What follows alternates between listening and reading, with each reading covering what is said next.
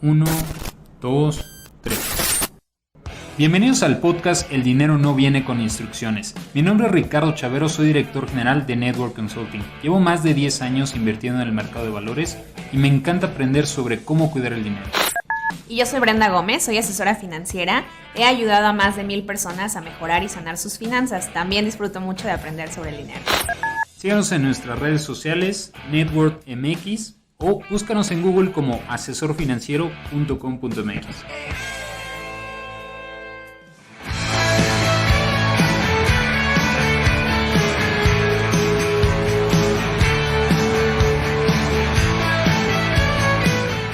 Hola, bienvenidas y bienvenidos una vez más a este episodio de El dinero no viene con instrucciones. Nosotros somos Ricardo Chavero y Brenda Gómez. Hola, Ricardo. ¿Qué tal? Bienvenidos al podcast. El día de hoy vamos a hablar de alternativas de inversión de corto plazo.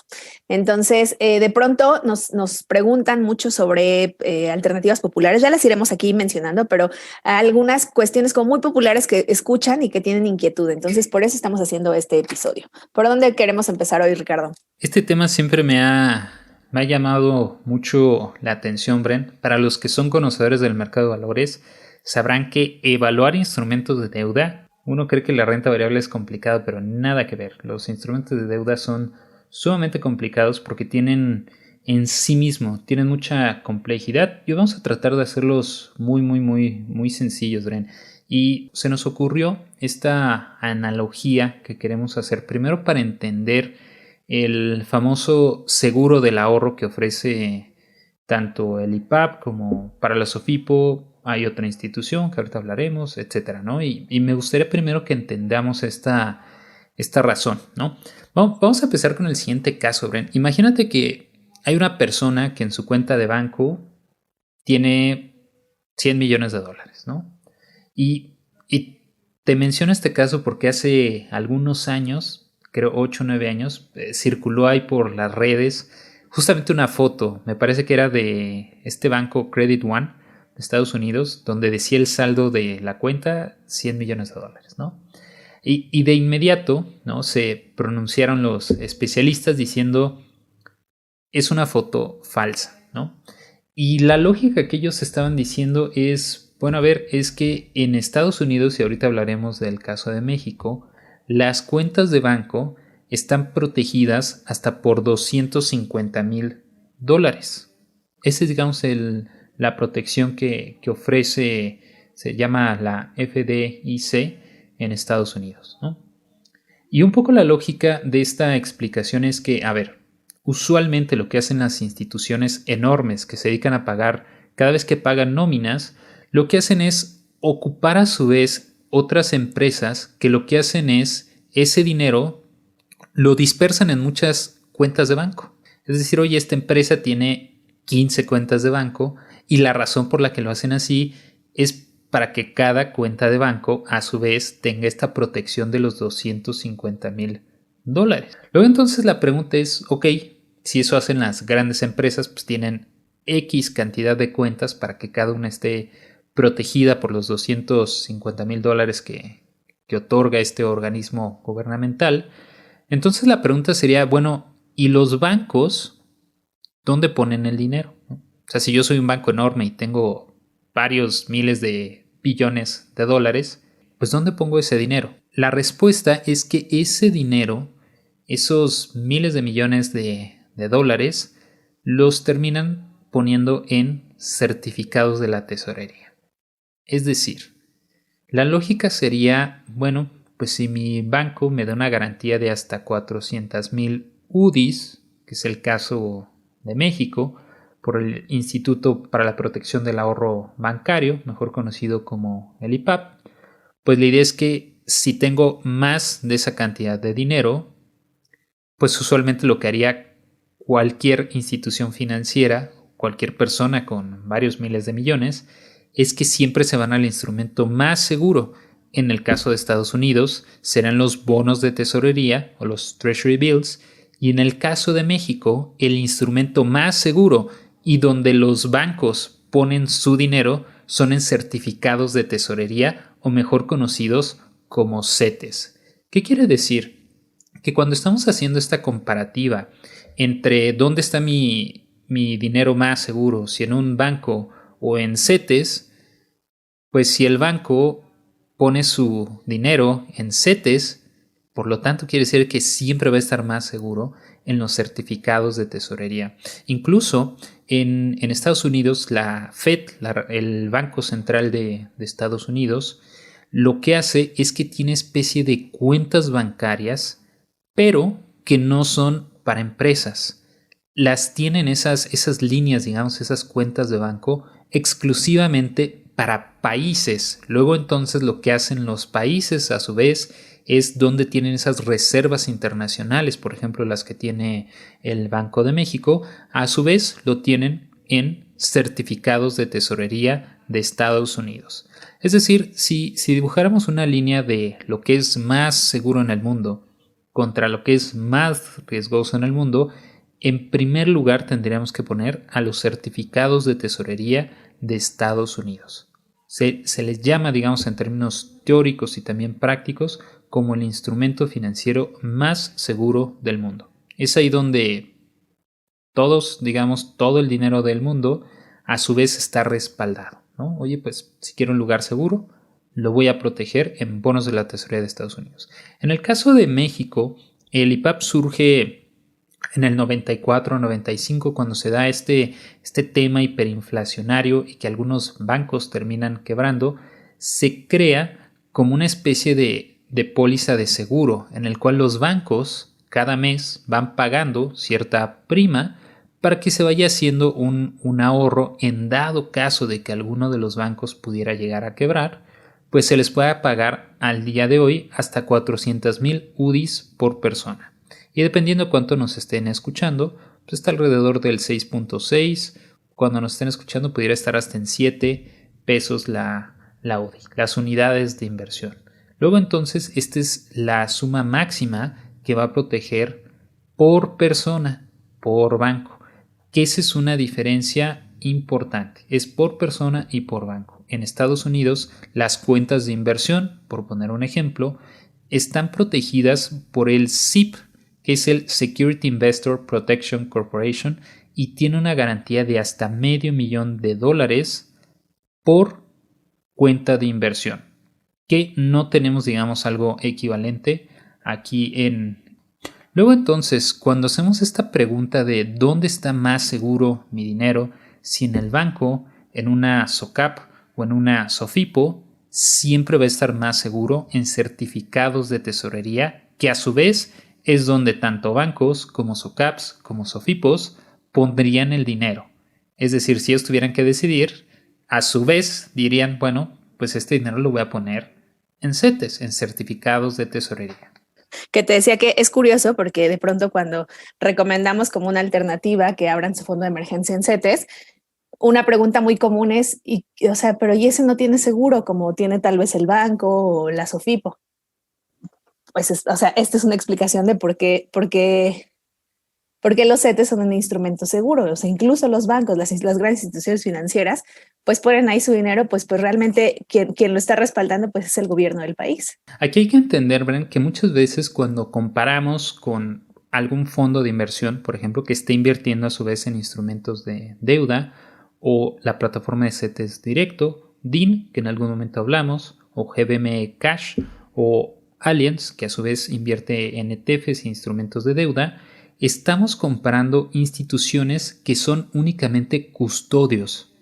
Y este punto creo que es importante entenderlo, Bren. Una institución custodia, que puede ser una casa de bolsa, en sí misma, ellos son únicamente custodios de valores, pero a ellos no les estás prestando el dinero, que es muy distinto cuando tienes una cuenta de banco. Al que le estás prestando es al banco en sí mismo. Oye, pues el banco es el que tiene tu dinero y él se lo estás prestando.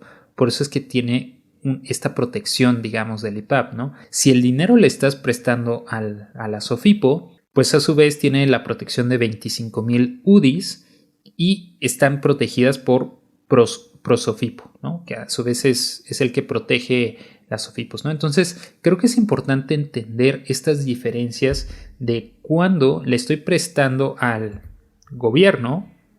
Bueno, usualmente lo voy a hacer si lo hago a través de algún fondo de inversión de deuda o de corto plazo, o si lo hago directamente en la plataforma de CET. Muchas veces el ejemplo que yo he ocupado para entender este fenómeno, Bren, es que al final del día CETES, que teóricamente se le llama la tasa libre de riesgo, el gobierno tiene la máquina para imprimir billetes, entonces siempre te van a poder pagar. Usualmente el ejemplo que hacemos, Bren, es, pues imagínate que tú quieres comprar un aguacate y tienes que decidir entre irlo a comprar a tienda más cara que te puedas imaginar, no sé, City Market, Superama, yo qué sé, o puedes comprar el aguacate directamente de la persona que lo está cultivando. Justamente eso es lo que está sucediendo en CETES. Al final del día, todas las instituciones financieras de nuestro país, sean SOFIPOS, sean SOCAPs o sean bancos, van a terminar ocupando los CETES, y también por eso se le llama tasa de referencia. Es decir, si el día de hoy vemos que nos está pagando un 4.25 el CETE, todo lo que esté arriba tiene más riesgo. Todo lo que esté por debajo quiere decir que se están quedando con ese diferencial y no tendrías por qué ocupar esa institución financiera. Sí, además, bueno, siempre hemos hablado de esta relación directa de a mayor rendimiento, mayor riesgo, a menor rendimiento, menor riesgo. Entonces, para alternativas de inversión de corto plazo, cuando nos dicen, oye, pues me está pagando el 14% anual, versus el 4.19 que paga CETES, pues ahí es como justamente ese es un parámetro donde tenemos que poner atención. A ver, si en el corto plazo CETES me paga el 4.19 y hay una alternativa que me paga 10% más, pues habla que probablemente es una alternativa de mayor riesgo.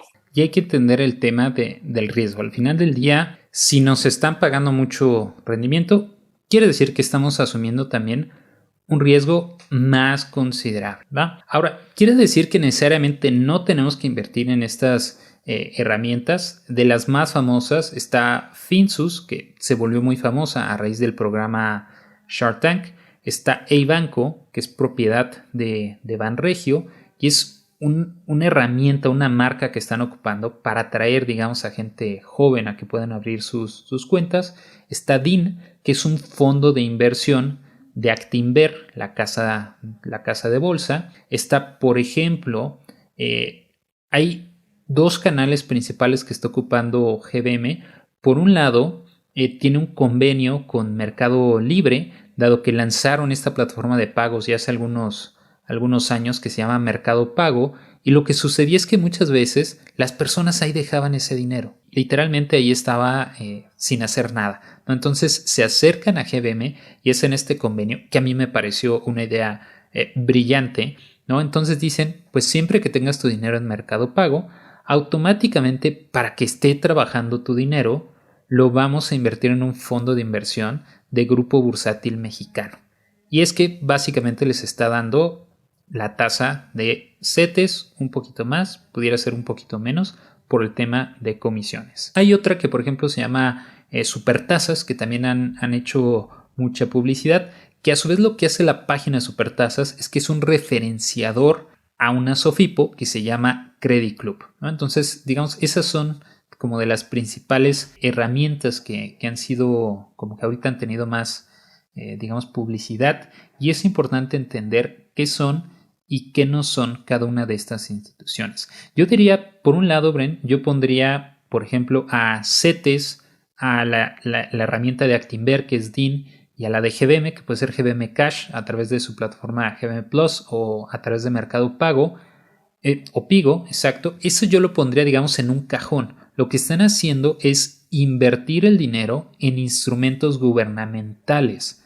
Realmente las tres podríamos decir que están haciendo exactamente lo mismo. Están invirtiendo en certificados de tesorería, ¿va? Por otro lado, tenemos a las SOFIPOS, y por otro lado, que ahorita yo les diría es el 21 banco que está ofreciendo una tasa decente, tendríamos Eibanco de Banregio, ¿no? Pero serían al menos en esas tres categorías. Por un lado tenemos los que le prestan al gobierno, que sería CETES, o a través de fondos de inversión de las casas de bolsa que ya mencionamos. Por otro lado, tenemos a SOFIPOS, que ya en sí mismo trae un riesgo muy considerable, y tenemos bancos, ¿no? Si tuviéramos que acomodarlas, pues el más seguro siempre va a ser certificados de tesorería, El que sigue sería bancos y lo más riesgoso pues serían obviamente las SOFIPOS, ¿no? Y todavía más riesgoso pues prestarle dinero al conocido, al amigo, etcétera, ¿no? O sea, para que tengan una perspectiva, eso siempre va a ser lo más riesgoso. Ahora, también como alguna vez comentamos, que platicábamos sobre todo de alternativas fintech, que decíamos, bueno, si vas a invertir, pues invierte en algo, o sea, más bien investiga en qué van a invertir tu dinero para que puedas elegir la mejor alternativa o la alternativa que mejor se adapte a lo que tú estás buscando. Entonces, lo mismo pasa con las SOFIPOS.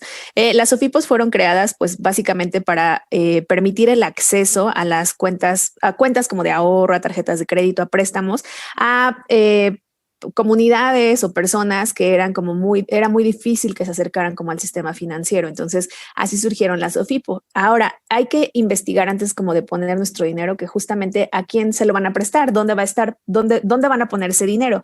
Porque otra realidad es que en estos momentos donde de pronto se ha complicado como la capacidad de pago de las personas, entonces es más probable que las SOFIPOS que prestan el dinero a personas que no están como muy familiarizadas con el sistema financiero, pues que se declaren tal vez en incapacidad de pago. Entonces, eso es el riesgo que va a implicar que yo ponga mi dinero en una SOFIPO. Entonces, antes de tomar una decisión, pues es súper importante que investiguen en dónde se va a poner. Si bien las sociedades financieras populares justamente surgen con ese objetivo de poder tomar, digamos, el tema de la inclusión financiera, tenemos, por ejemplo, dos grandes ejemplos que han pasado, digamos, y que fueron más o menos sonados. En el lado de los bancos, relativamente reciente fue el tema de Banco FAMSA, que se declaró en incapacidad de pago, ¿no? Y fue muy sonado. Muchas personas tenían ahí capital y lamentablemente los que tenían más de lo que estaba, pues digamos, la protección, pues terminaron perdiendo su capital, ¿no?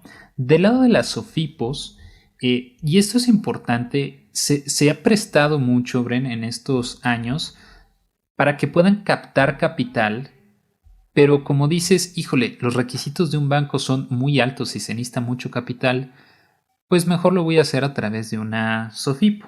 Y aunque vaya a actuar en la práctica como un banco, tomo dinero y lo presto, pues tengo menos requisitos, cuando realmente no necesariamente deberían de ser la antesala del que quiera ser un banco, ¿no? Y uno de los casos que hace algunos años fue muy sonado, digamos en el caso de las SOFIPOS, fue el famoso caso de FICREA, que también fue todo un caso, digamos, ahí estuvo en medios, también mucha gente terminó perdiendo su dinero, e incluso muchos estados, muchos municipios pusieron dinero a su vez con FICREA, y eso nos habla de que, bueno, la falta de cultura financiera siempre está en todos los niveles, ¿no? Ahora sí que todos ahí se prestaron y lamentablemente mucha gente perdió su dinero, ¿no? Nuestra recomendación es, si estás buscando una SOFIPO, como tú bien dices, Brent, pero investiga exactamente qué hacen. Y dos, nunca les recomendaría que tuvieran más de los 25,000 UDIs, que estamos hablando de un poquito más de 160,000 pesos que tienen de protección. Si ya tienen más de eso en una SOFIPO, posiblemente sería muy buen momento de diversificar, y como siempre lo hemos dicho, vamos a poner el caso de nuestro fondo de emergencia. Si ya tengo 6 o 9 meses, posiblemente 3 o 4 meses que pudiera ser el capital que voy a ocupar en corto plazo, yo lo pondría en el instrumento más seguro, que puede ser desde CETES Directo hasta alguna de las instituciones financieras que, a su vez, que hemos mencionado bastantes, invierten en CETES, y hay algunas que nos permiten evitar el famoso impuesto que eres de 0.97%, que es muy importante que tomemos en cuenta. En segunda instancia, oye, pues sigo teniendo capital y quiero diversificar, pero que me dé un poquito más. Bueno, podemos ocupar la alternativa de banco. En este momento, mientras estamos hablando, creo yo que de las mejores alternativas pudiera ser EIBanco, dado que Banregio tiene buenos fundamentales, sus estados financieros tienen deuda sana y demás. Pero eso podría cambiar y es importante, ¿no? Justamente unos clientes me decían, entonces se da 7.5, pues ahí lo dejo 35 años, ¿no? Y le decía, a ver, espérate, como en algún momento pasó con los CETES, ¿no? Sí, en ese momento es lo que está pagando, ¿no? Y tiene una razón de términos macroeconómicos, digamos, de por qué en ese momento está pagando, ¿no? Nada nos garantiza que va a seguir pagando ese 7.5 toda la vida. Pero si ahorita tiene esa tasa, pudiera ser una opción que podríamos optimizar, digamos, ¿no? Y ya después, si quiero diversificar otra parte, entonces ya me iría al tema de las SOFIPOS, ¿no? Eso sí estamos hablando de nuestro fondo de emergencia. Si es capital de más largo plazo, bueno, pues sabemos que hay instrumentos que nos pueden dar mucho más y siguen siendo mucho más seguros que cualquiera de estas alternativas de deuda. Y me gustaría también, por ejemplo, indicar que nosotros siempre decimos, bueno, donde pongas tu dinero, identifica que es un instrumento, una institución regulada. Entonces, en el caso de las SOFIPOS, son instituciones reguladas, o sea, hay a quien reclamar en caso de así hoy desapareció, bueno, a quién me puedo acercar. Claro, como dice Ricardo, pues hay un tope hasta ese tope hasta el que me protegen, ¿no? Pero que sea regulado no quiere decir que no tenga riesgo, que es lo que queremos transmitir Correcto. con este mensaje, que es como sí está regulado, pero no dejan de ser instrumentos de alto riesgo. O sea, esos rendimientos pues justamente nos indican como pues bueno, hay un riesgo mayor. Creo que diste en el clavo, Brent. Muchas veces anteriormente, cuando se hablaba de instrumentos de deuda o instrumentos de renta variable, erróneamente se decía que los instrumentos de deuda son más seguros. Bueno, no. Realmente la diferencia entre un instrumento de deuda o un instrumento de renta variable es que el instrumento de deuda sabes desde un inicio cuánto te va a pagar. Esa es la gran diferencia entre instrumentos de renta variable, que son títulos, acciones, ETFs, etc. Y del otro lado tenemos instrumentos de deuda. La gran diferencia es que en instrumentos de deuda sabes desde un inicio cuánto te va a pagar ese instrumento financiero. Luego entonces, no quiere decir que necesariamente tenga menor riesgo. Si le estás prestando, por ejemplo, a una SOFIPO, estás tomando un riesgo muy alto.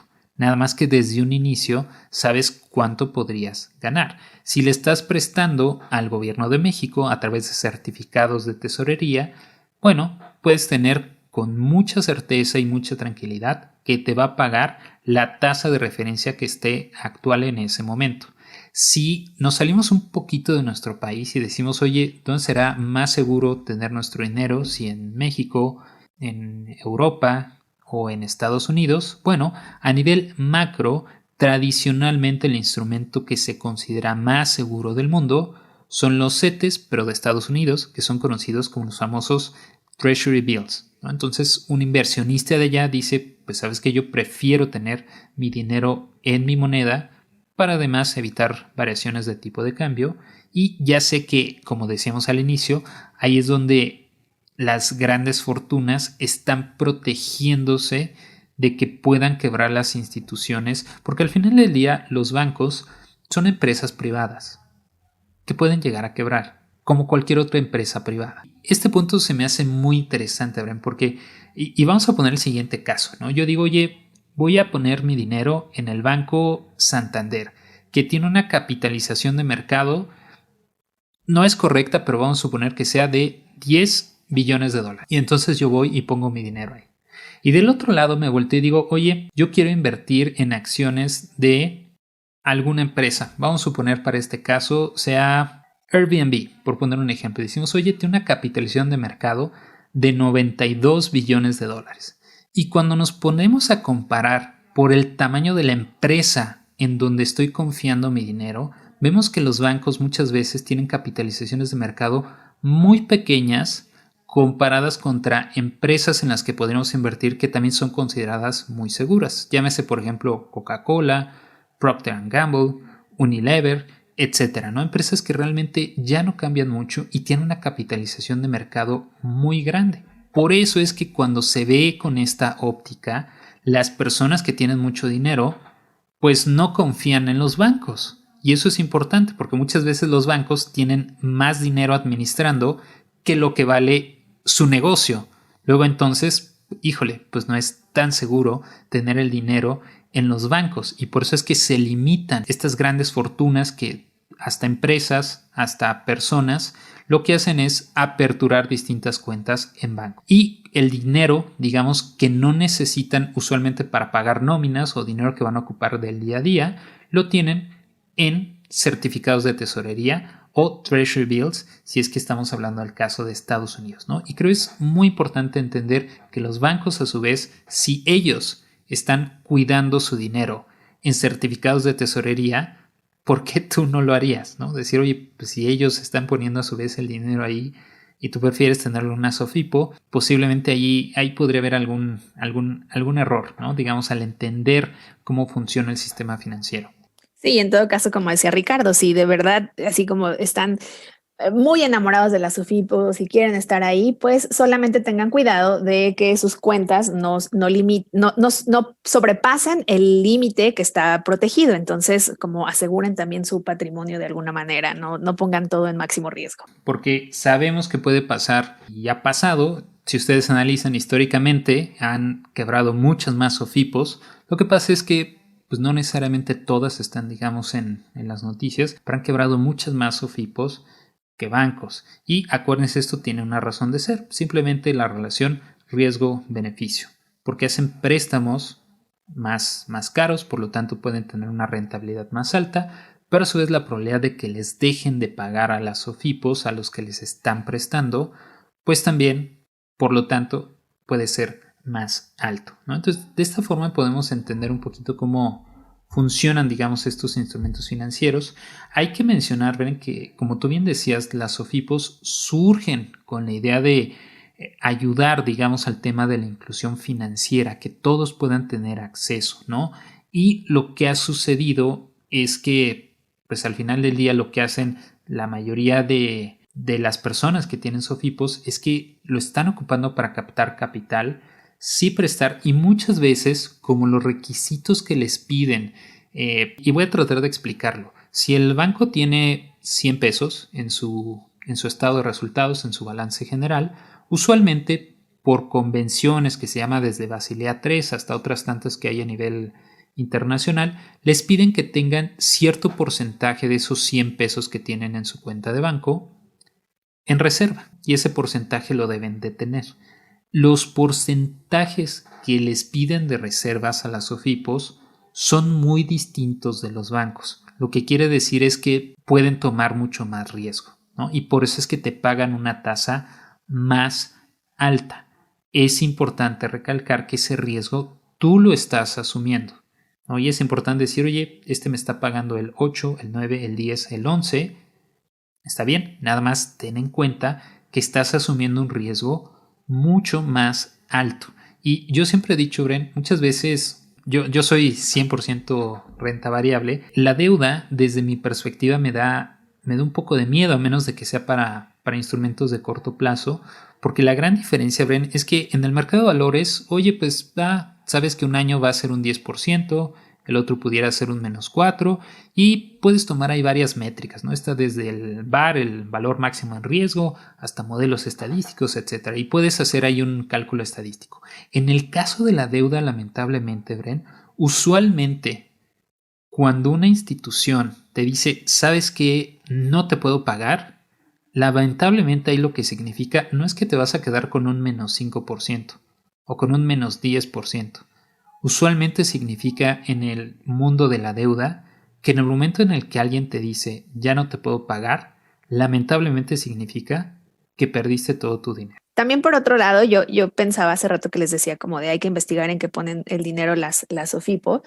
También es una realidad que quien se acerca por el otro lado, no a depositar su capital buscando un rendimiento, sino quien se acerca a pedir un préstamo, pues como les decía, de pronto son personas que no tienen acceso, que no tienen un historial crediticio, que es tal vez la primera vez que piden un préstamo y a lo mejor están pidiendo un préstamo de 7,000 pesos para arrancar su negocio y pues resulta que la tasa que le están dando a esta persona como costo del crédito es de más del 100%. Entonces creo que también ese es una de los factores que yo les decía, como pues investiguen dónde van a poner su dinero porque pues puede ser que sean parte como esta traba financiera para comunidades o para personas que tienen un acceso muy limitado a instrumentos financieros. Creo que es un punto a tomar en cuenta y sin lugar a dudas debemos de tomarlo como una parte de nuestras decisiones financieras. Para cerrar, recuerden que las inversiones mínimas usualmente en este tipo de instrumentos financieros son relativamente muy bajas. La mayoría son desde 100 pesos. Banco, que es a través de un pagaré, es a partir de 10,000 si quieres la tasa del 7.5, y si únicamente vas a tener tu dinero a la vista, están pagando el 5.5, que sigue siendo bastante competitiva. Es la más competitiva de todos los bancos, pero en relación a la tasa libre de riesgo, CETES o lo que te puede ofrecer algún otro fondo de inversión, sigue siendo bastante bueno. No hay pretexto, digamos, pueden empezar desde cantidades muy pequeñas. Sí, nuevamente les hacemos la invitación a que si quieren hacer su planeación financiera para saber cómo en qué porcentaje diversificar su capital, pues se acerquen a nuestros asesores, a nuestras asesoras, para que podamos hacer un traje a la medida y realmente puedan diversificar cumpliendo sus objetivos financieros. Ya saben que nos pueden encontrar como Network MX, nos pueden buscar también como El Dinero No Viene Con Instrucciones o como asesorfinanciero.com.mx. Muchas gracias y hasta la próxima.